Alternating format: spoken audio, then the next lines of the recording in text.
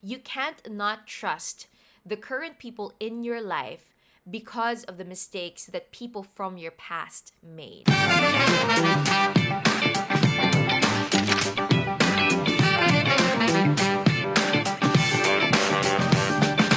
Harvey sent in a fantastic question through our Facebook group. Hey fam, just some insights to make discussions soon.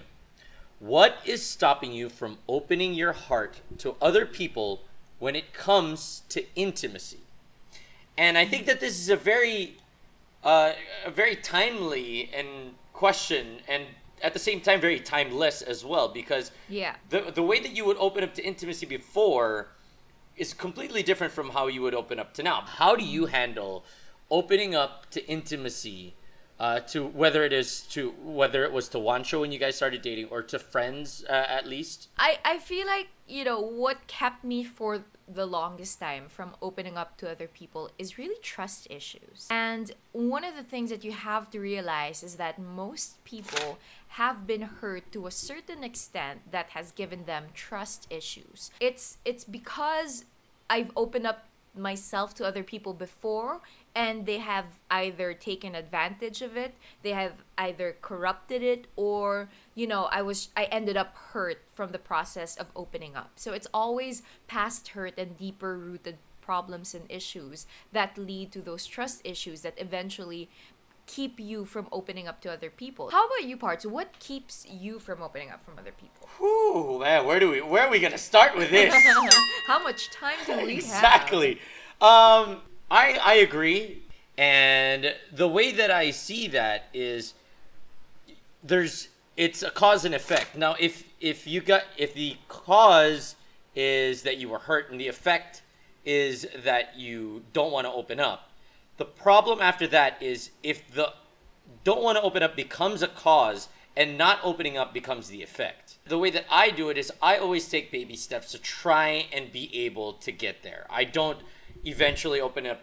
I don't open up entirely at the get-go. It's about finding out where your comfort levels are, despite what you've been through. So I say that the one thing that you should do if you're having a hard time opening up, and the first thing is that you need to understand why. Yeah, I like what you said. So now we're transitioning to what makes you clam up, to how can you start opening up to other people, Yes. right? So as Aaron mentioned, it's baby steps. That's the first thing that you have to think about. And the second thing that I think you touched on, but is really actually a main point and is very important, it's actually self-awareness. Yes. Try to figure out who you are and what keeps you from opening up before you can even take those baby steps, right? So try to go back to what has happened in your life that have led into you kind of clamming up anytime somebody goes in and tries to be intimate with you and tries to be close to you. And when you finally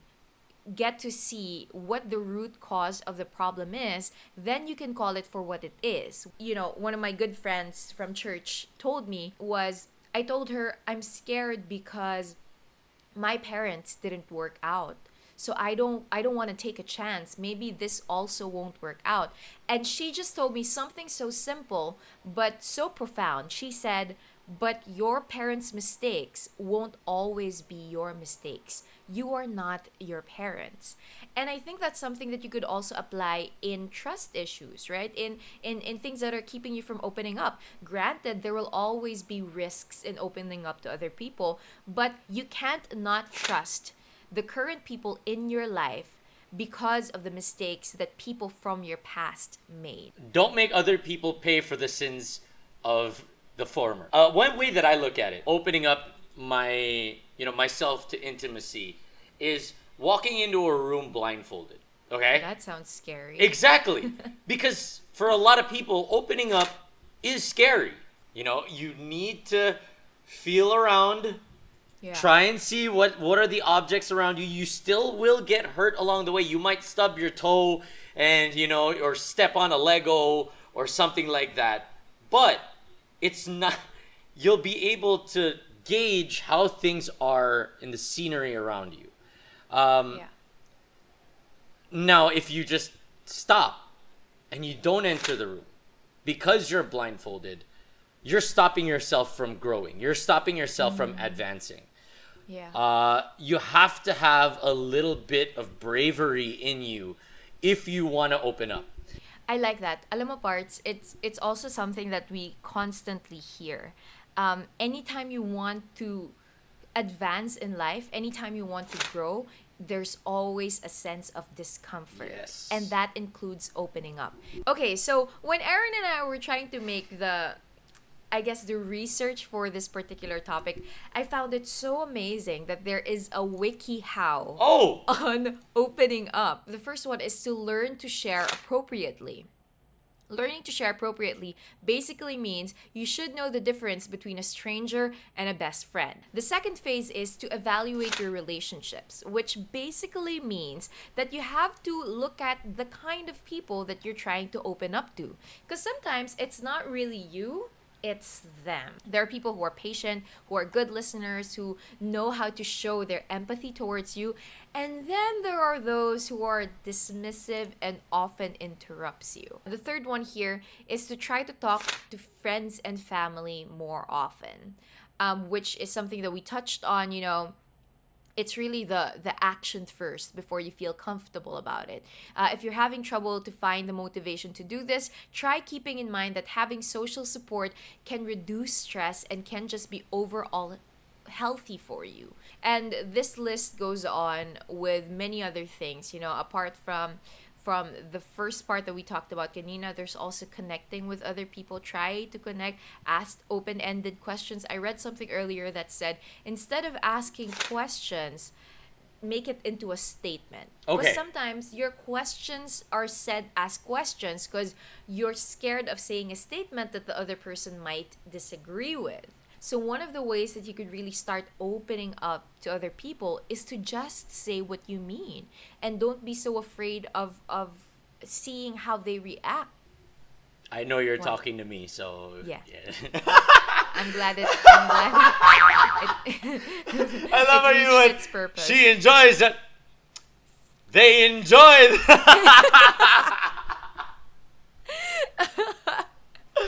Oh yeah. Relax. Oh, ito pa parts. Okay. Baka lang you can apply in Ah, the baka next... lang, baka lang. Baka lang naman. I mean, open to anybody. Yeah. Who would, no one specific, Aaron. So you could also adopt open body language. And this is something that I've practiced in my career, that whenever I speak to people or whenever I'm in public places, I don't cross my arms and I don't Yes. look like I'm keeping to myself. Yes. Because anything that you do with your body actually affects your mind also. One thing that I don't know if anyone else does this, but the way that I always try to open up to people and I try to get comfortable is I give them a nickname. Because if they're just using your name, the way I feel it is like it's a very formal thing. But if there's a touch of personal connection and if it's a nickname, I think that is something that is awesome. Ganda. Alam mo, when you were talking about that, I just realized that this is how I also break through relationships.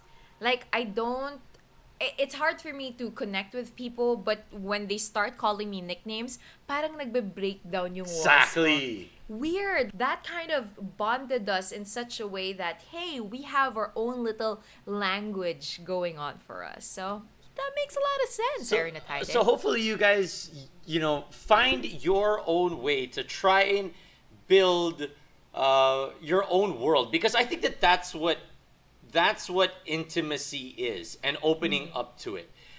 Really good advice, Aaron. If I may just add one last tip Go that ahead. I feel like could also help, that's kind of in line to what you said. Try to emulate someone who you know is very open and very positive. I like that. I mean, you know what they say about fake it till you make it, and then if you have to do some things again that are not usually in your character, but you keep the essence of who you are, but it's Yep. just peeling back layers and layers of all of those defense mechanisms that you have to get to who you really are. It's gonna be all worth it. It's gonna be so much worth it in the long run. That's right. So, thank you once again to Theo. Theo ba? Yeah, Harvey. Ang layo ng Theo sa Ang layo ng Theo! Harvey Tan. Bakit naging Theo? Hindi ko alam kung sino si Theo. Sino si Theo?